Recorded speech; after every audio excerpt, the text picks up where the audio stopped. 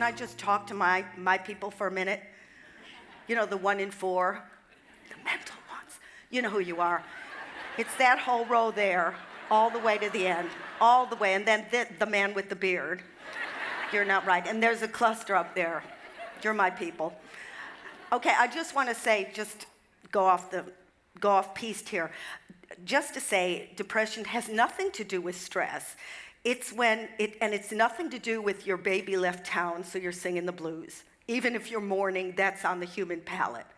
Depression is where your personality leaves town, and then you've been replaced by a block of cement.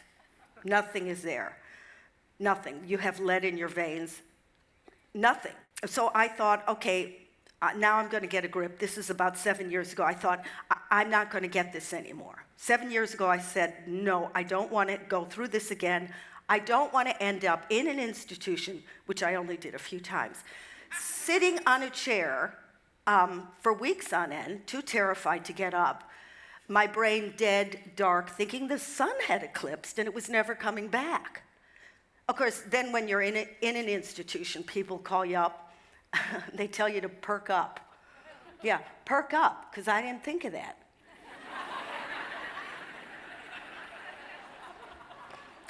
Because here's something you get free with the disease, you get a real sense of shame, because your friends go, oh, come on, show me the lumps, show me the x-rays, and of course you can't.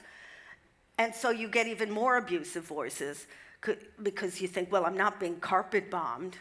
I don't live in a refugee camp. So you get even more abusive voices. But you don't get one abusive voice. You get about 100,000 abusive voices. Like if the devil had Tourette's, that's what it would sound like. So anyway, thank you, that row. Thank you. Yeah, we're still sitting, just. Anyway, I thought, I'm not going to go through this again. So what I did a lot of research. I thought, okay, there's no cure for depression, but maybe I could find some method where I could hear the early warnings, hear the early jungle drums before it hits. So I really researched this. I studied scientific journals, and then I found out that cognitive therapy and mindfulness had the best results. I never heard of these things. So, they put them together now. Mindfulness-Based Cognitive Therapy, I can say it. And he's the compere. Yeah. So anyway, I found that out, and I thought, okay, all right, let's try that one. So I hunted down one of the founders of Mindfulness-Based Cognitive Therapy. So I hunted him down, and he was a professor at Oxford, and I was really sick. And so I remember driving to Oxford, and I was smashing into trees.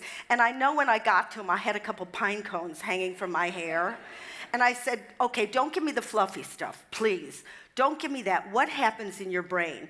Just give me in a few seconds, what happens when you inhibit those impulses? And he said, well, unfortunately, if you want to find out that, you'd have to get into Oxford and get your master's.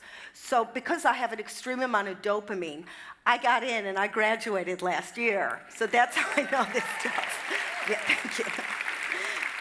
But here's what made it worth it, really. I don't understand why this isn't being shouted from rooftops. I don't get it. I don't understand why this isn't on the front of every newspaper every day of the week. That we can change the wiring in our brain by changing how we think. I mean, people used to think we were set in stone, how you come into the world is how you go out, but no, the brain keeps changing, it's malleable, because it's dependent on experience. But the good news is we can unwire really unhelpful habits and then connect things that might give you a more flexible, or dare I say, happier life. And this is known as neuroplasticity. So Gloria Gaynor was wrong when she sang that song, I Am What I Am. You're not what you are. You have infinite possibilities. So she's going to have to change those lyrics. But it's not going to be easy, because what rhymes with neuroplasticity?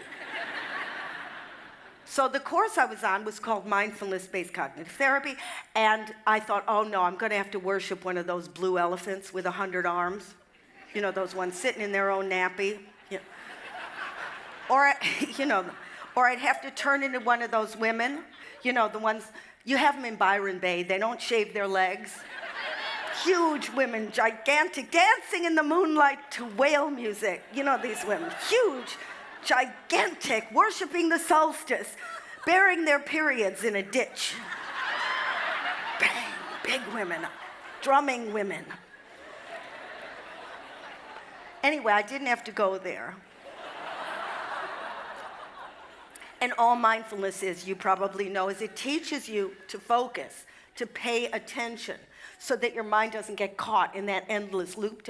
Well, I said, people say, well, what's with attention? I pay it. Okay, so eat a piece of chocolate. You'll taste the first bite, but by the third, your mind's in Bulgaria. Do you ever get in a car and you get somewhere and think, how did I just get here? Or you look in a mirror and you think, did I just have a life?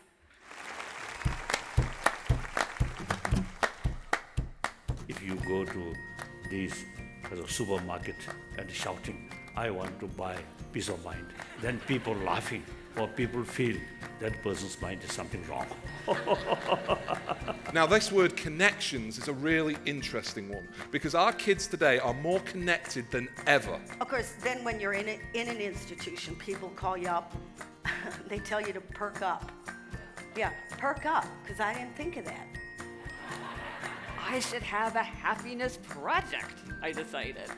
As soon as I have some free time, I'm going to do that.